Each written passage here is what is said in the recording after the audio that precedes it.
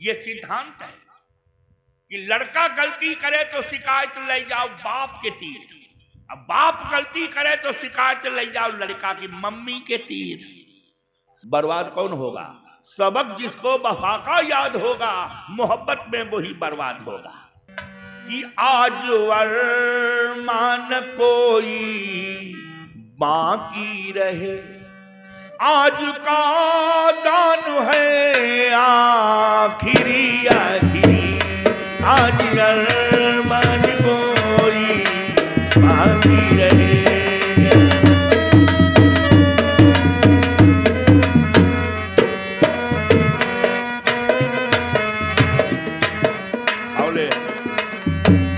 आज अरमान कोई बाकी रही, आज का दान है आखिरी आखिरी। कल को दुल्हन बनूंगी तुम्हारी प्रिय, आज की रात है आखिरी आखिरी।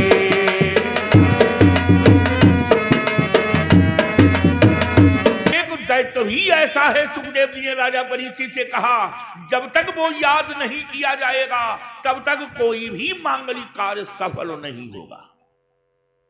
तो कहने लगे सुखदेव जी से राजा परीक्षित, महाराज वो दैत्य कौन है?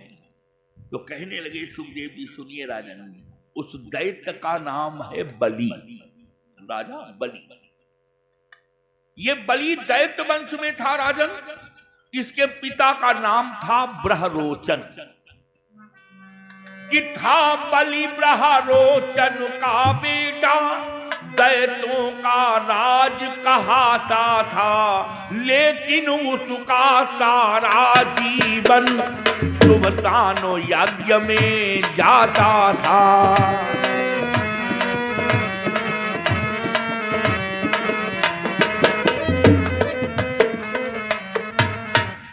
ये ब्रहरोचन का पुत्र था बलि, स्वभाव से दानी था। अब मैंने आपको कल बताया था कि कलयुग में केवल एक ही पैर धर्म का है, तीन टूटे हुए, तप दया क्षमा और दान। चार पद धर्म के कलिमा एक प्रधान, एन केन विधि ने दान करे कल्याण। स्वभाव से राजा बलि दानी था। इतना दान दिया, इतना दान दिया कि इंद्र घबराया, कहीं ऐसा नहीं कि ये दान देकर मेरा इंद्रासन तो नहीं हथियाना चाहेगा। कोई भी अपना पद, कोई भी अपनी कुर्सी सरलता से तो छोड़ता नहीं। इंद्र ने भगवान विष्णु से जाकर के फरियाद की, महाराज तुम्हारी शरण हूं, तुम्हारी शरण हूं, मेरे नाथ बाबू मैं तुम्हारी शरण हूं, तुम्हारी शरण हूं।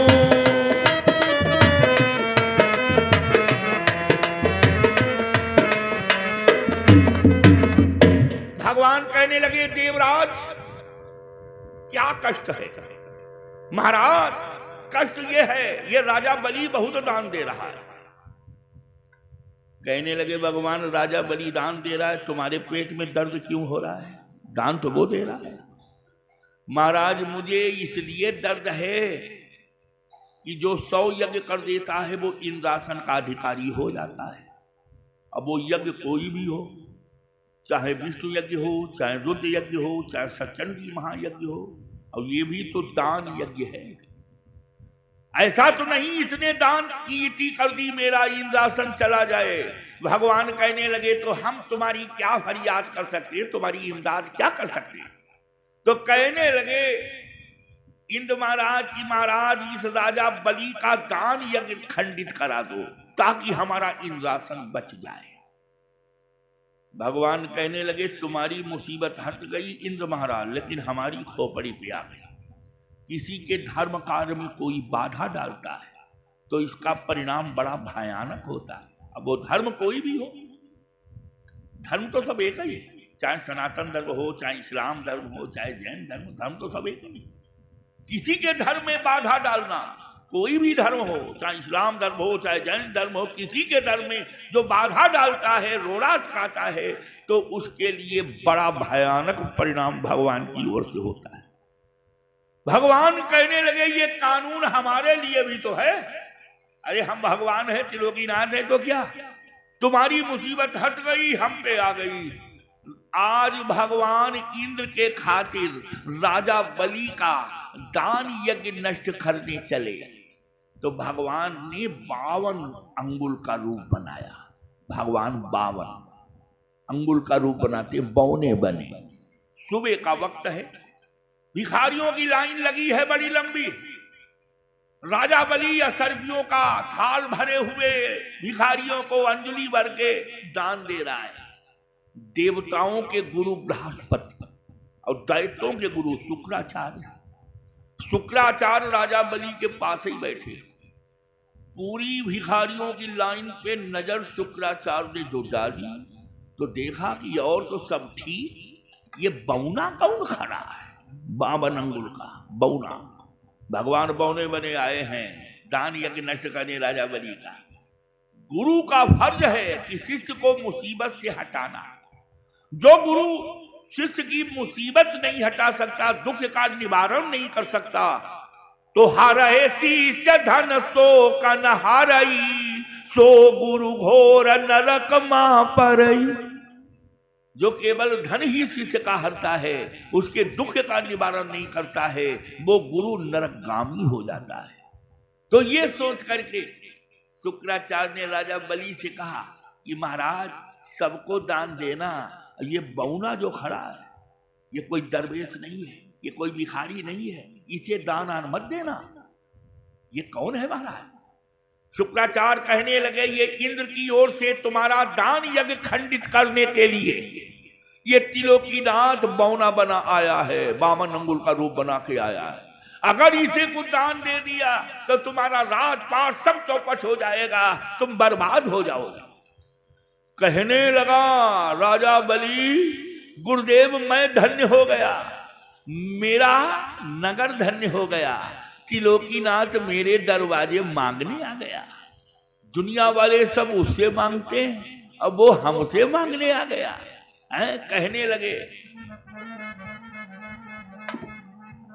भगवान वामन कहते हैं शुक्राचार्य से कि गुरुदेव कि सबसे ही सुंदर, सबसे ही प्यारा, कि सबसे ही सुंदर, सबसे ही प्यारा है केवल भगवान, जिसको सदा झुकाए माथा करूं तुम्हारा गान। हमारा गुरु न रूठे, हमारा श्याम न छूटे।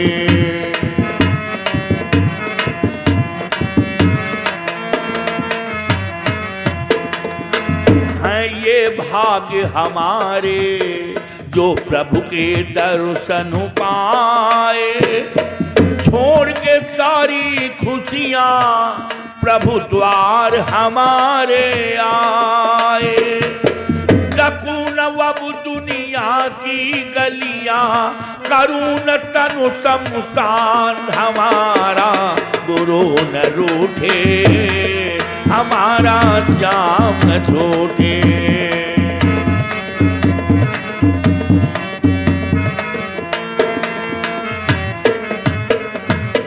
कहने लगा राजा बलि, गुरुदेव अगर कहो तो दान बढ़ा दूं, न देने की बात मत करना। आपके चरणों की कृपा से वो त्रिलोकीनाथ मेरे दरवाजे मांगने आ गया, इसलिए गुरुदेव मैं दान तो अवश्य दूंगा। नहीं मानोगे? गुरुदेव हर आज्ञा का पालन करूंगा, मगर ये आज्ञा कैसे मान सकता? प्रभु दरवाजे आए, तुम मानोगे, लेकिन ऐसे नहीं। ये सिद्धांत है कि लड़का गलती करे तो शिकायत ले जाओ बाप के तीर, अब बाप गलती करे तो शिकायत ले जाओ लड़का की मम्मी के तीर। शुक्राचार्य वहां से बलि की रानी के पास आए और कहने लगे रानी कि रानी सुनो बचन यह मोरा, भाग्य व भाग्य हो तो अब तोरा।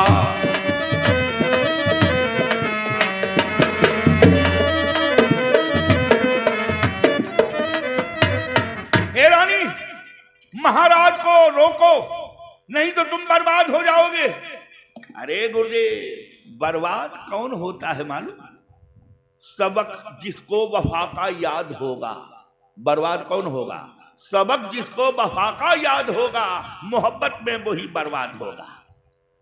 अरे वो त्रिलोकीनाथ इंद्र की ओर से दान यज्ञ नष्ट करने को आया है। अगर महाराज ने उसे कुछ दे दिया तो तुम सब कंगाल हो जाओगे, राजपाट चला जाएगा।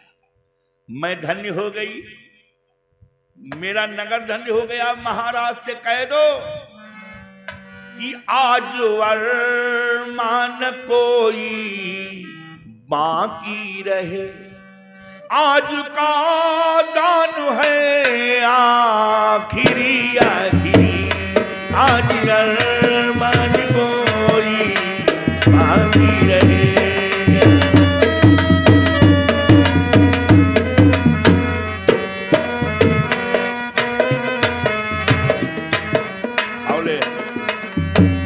आज वरमान कोई बाकी रही, आज का दान है आखिरी आखिरी, कल को दुल्हन बनूंगी तुम्हारी प्रिय, आज की रात है आखिरी आखिरी।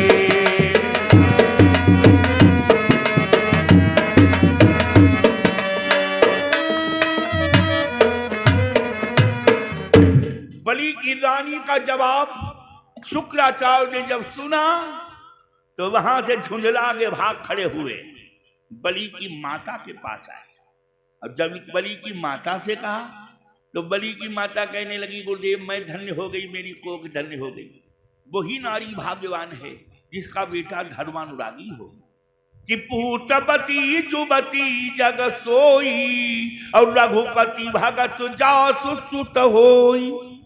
मैं भी दर्शन को आ रही और कहना जाकर महाराज से माता प्रसन्न है, दान देने में कसर बाकी न रखे और त्रिलोकीनाथ खाली न जाने पाए।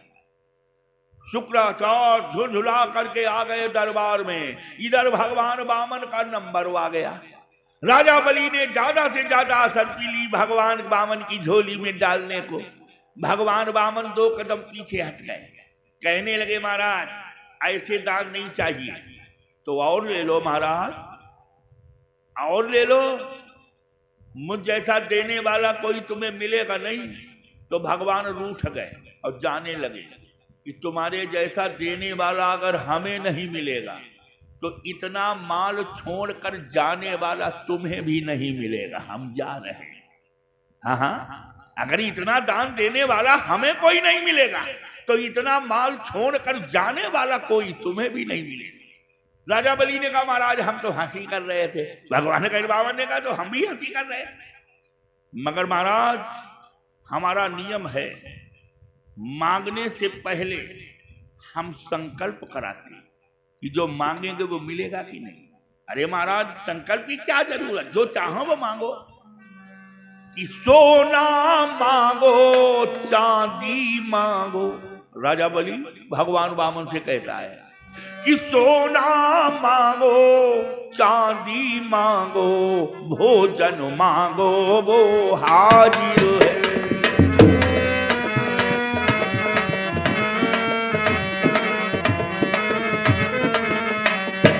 महाराज हमारा तनु मनो धन, महाराज हमारा तनु मनो धनो, इन चरणों पर न्योछावर है।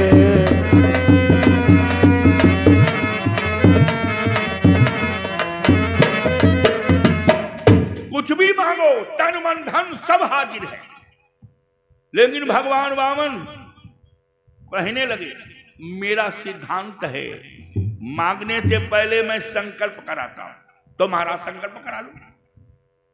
राजा बलि ने सेवक को आदेश दिया, गंगा जल का गढ़ुआ लेकर सेवक आ गया, लो महाराज संकल्प पढ़ो। शुक्राचार्य ने विचार किया कि अब शिष्य बर्बाद हो गया, संकल्प पढ़ने जा रहे हैं। शुक्राचार्य ने सूक्ष्म रूप बनाया, अब गढ़ुए की टोटी में घुसकर बैठ गए कि हम जल ही नहीं निकलने देंगे, कैसे संकल्प पढ़ोगे। भगवान ने सोचा कि दाता दे भंडारी का मूड पिरा है, इसकी सजा इन्हें तो मिलनी ही चाहिए। भगवान ने कहा कि राजन ये बड़ा दिनों का गढ़ुआ रखा है। हाँ महाराज, कभी कभी इसका नंबर आता है तो निकाला जाता है, माल खाने में पड़ा रहता है। तभी इसकी टोटी बंद हो गई। भगवान ने एक कुश निकाला और ताक के गड़ुए में मारा तो शुक्राचार्य का एक मिंटल फ्यूज कर दिया, एक आंख ही फोड़ दी। निकलवाए तिल मिला के बाहर, सब ठाण रहे उन फोड़ी डारी। राजा बलि कहने लगा गुरुदेव तुम टोटी में क्या करने गए? तुम्हें बचाने, हमें बचाने गए, स्वयं नहीं बच पाए, आंख फोड़ा है।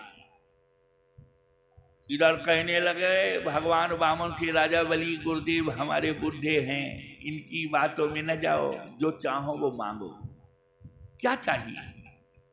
न सोना न चांदी, हमें अपना आश्रम बनाना है महाराज, उसके लिए जमीन चाहिए। तो 2-4 हजार एकड़ जहां से चाहो नाप ले महाराज, कितनी बड़ी बात। अरे इतनी जमीन का क्या करेंगे? गांठी बंधन वही करें जिनके राम न हो। हमें उतनी ही लेते हैं जितनी जरूरत है। तो कितनी चाहिए? कहने लगा राजा बलि कितनी चाहिए? तो भगवान वामन ने कहा सुनो कि हमको न चाहिए अहे राजन तेरा धन सोना और रकम, दे सकते हो तो दो भगवन, हमको पृथ्वी 3.5 कदम। दे सकते हो तो दो भगवन, हमको पृथ्वी 3.5 कदम।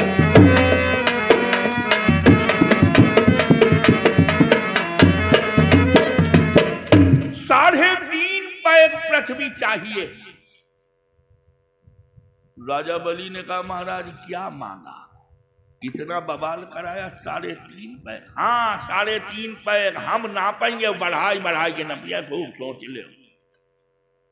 राजा बलि ने कहा कि जो स्वयं खाना नहीं जानता वो औरों को खिलाना नहीं जानता, और जो देना नहीं जानता वो लेना भी नहीं जानता।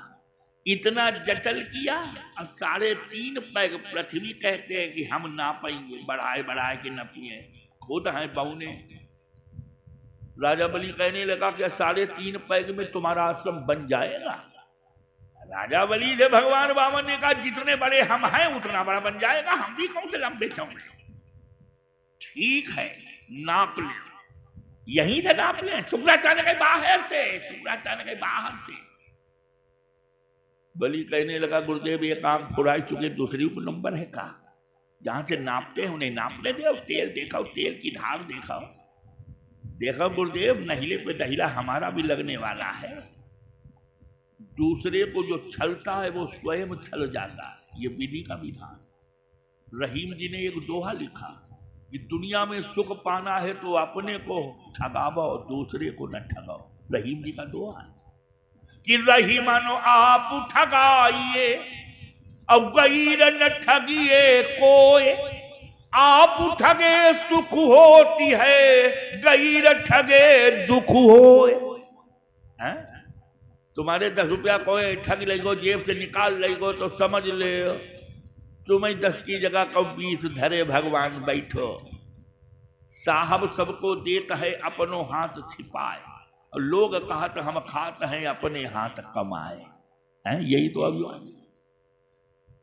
तो जिसने 10 निकाले उनको घर पूरो मलेरियम परो, 10 ले गए 1000 रुपया डॉक्टर मार ले गो।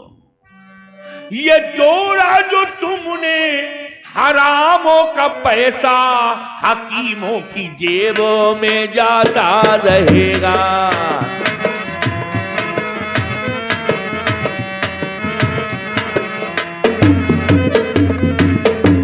राजा बलि ने भगवान वामन से कहा यहीं से नाप लो महाराज जितनी चाहे। अभी तो भगवान बौने थे, मगर भगवान जब पृथ्वी नापने के लिए राजा बलि के वहां तैयार हुए तो भगवान ने अपना विस्तार किया। कैसा कि विश्व को मोहमयी महिमा के असंख्य स्वरूप दिखा गया कान्हा, और सारथी तो कभी प्रेमी बना तो कभी गुरु धर्म निभा गया कान्हा। रूप विराट धरा तो धरा कि धरा हर लोक पे छा गया कान्हा। और रूप किया लघु तो इतना की यशोदा की गोदू में आ गया कान्हा। अब आज भगवान 52 अंगुल के थे, लेकिन भगवान राजा बलि के यहाँ 3.5 पैग पृथ्वी नापने को जब हुए तो भगवान ने क्या किया कि हरि ने भीषण हुंकार किया, अपना स्वरूप विस्तार किया। जगमग जगमग जगमग डोले, भगवान कुपित हो कर बोले, ये देख गगन मुझ में लय है, ये देख पवन मुझ में लय है, मुझ में विलीन झनकार देख, गत और अनागत काल देख, सब जन्म हमी में पाते हैं, फिर लौट हमी में आते हैं।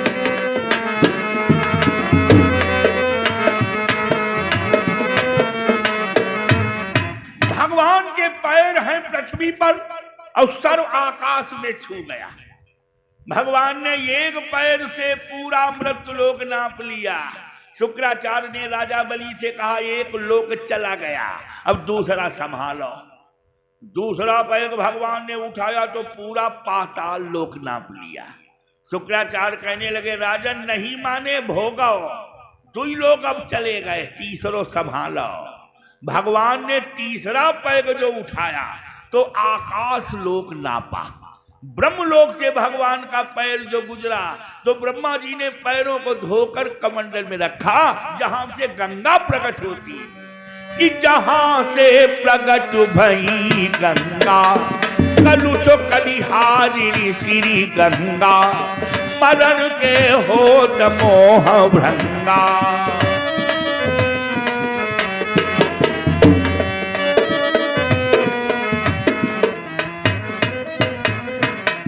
भगवान ने 3 पैग में तीनों लोक नाप लिए। बलि की माता, बलि की रानी बड़ी प्रसन्न है, हाथ जोड़े खड़ी मुस्कुरा रही है, कोई गम नहीं। बलि की रानी को मुस्कुराते भगवान ने देखा तो भगवान प्रभावित हो गए, प्रसन्न हो गए। बलि की रानी के पास भगवान आए, अपना चतुर्धारी रूप दिखाया और भगवान कहने लगे देवी तेरी श्रद्धा से मैं प्रसन्न हुआ, जो चाहो वो वरदान मांगो। कि बामाना जो बोले बलि प्रिया से की मांगो वर, हम तुम्हारी भक्ति से प्रसन्न हैं, वरदान मांगो। भगवान ने कहा, चतुर्धारी रूप दिखाया कि बामाना जो बोले बलि प्रिया से की मांगो वर, अति ही प्रसन्न हम भक्ति ही तिहारी हैं। तो बोली दानो वीरो अर्धांगिनी सुनतो बहन, ना तो हमें देनो के न आप अधिकारी है। मांगे जो पे आपकी न हमसे अजो है भरी, तहु न हमारे सम आप पदधारी हैं। और शंकर कृपा से हम राजे बाम भाग्य बाके, रमानाथ जाके आप द्वार के भिखारी हैं। क्या भिखारियों से भी कुछ मांगा जाता है? अभी तो महाराज को अजमाया, अब हमसे कुछ मांग लो। भगवान कहने लगे हम त्रिलोकीनाथ हैं। बलि की रानी कहने लगी जाके ले हुई हो, ताके ले त्रिलोकीनाथ हुई हो, हमारे द्वारे तुम भिखारी हो, त्रिलोकीनाथ ना है। भगवान तिलमिला गए, राजा बलि के पास आए और बलि से कहा बलि हाँ महाराज, 3.5 पैग पृथ्वी मांगी। हाँ महाराज। तो 3 ही पैग अभी मिली, आधा पैग अभी बाकी। राजा बलि से कहने लगे शुक्राचार्य फंस गए बच्चे, 3 लोग भाई नापे बैठे, चौथो है ना, कहां से आधो न पियो, आधा कहां से दोगे? कहने लगा राजा बलि भगवान वामन से कि महाराज एक बात बताओ, पूछो। भगवान वामन से राजा बलि ने कहा संसार में माल बड़ा है या माली?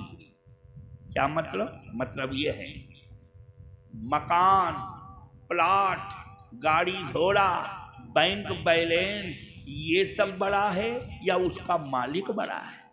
भगवान कहने लगे भाई माल से माल का मालिक बड़ा है, माल बड़ा नहीं है, जो उसका मालिक है वो बड़ा है।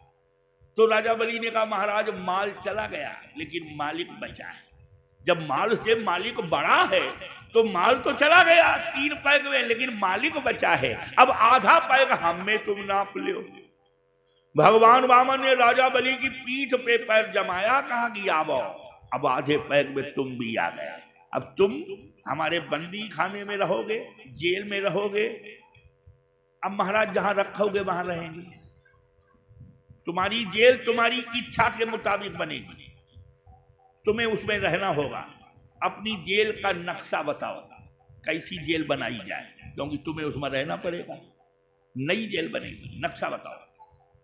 कहने लगा राजा वलीद कि महाराज अगर हमारे इच्छा के मुताबिक जेल बनवानी है रहने के लिए, तो ऐसी जेल बनवाना जिसके चारों तरफ महाराज 52 दरवाजे हों, और महाराज जिस दरवाजे से हम निकले हो नहीं, आप हमें दर्शन देव महाराज। भगवान ने सोचा इसने तो चौकीदार बना दिया।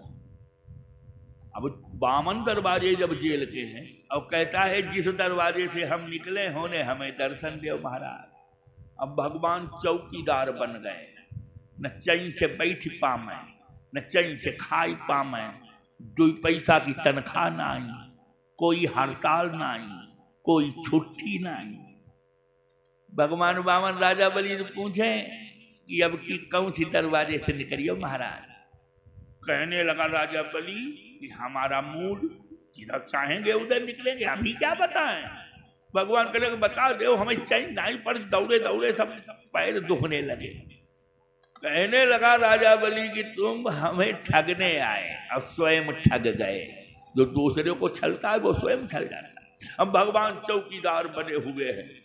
लक्ष्मी परेशान, एक दिन हो गया, 2 दिन हो गया, सालों हो गए, पता नहीं कौन किधर निकल गए, घर का नाम ही नहीं।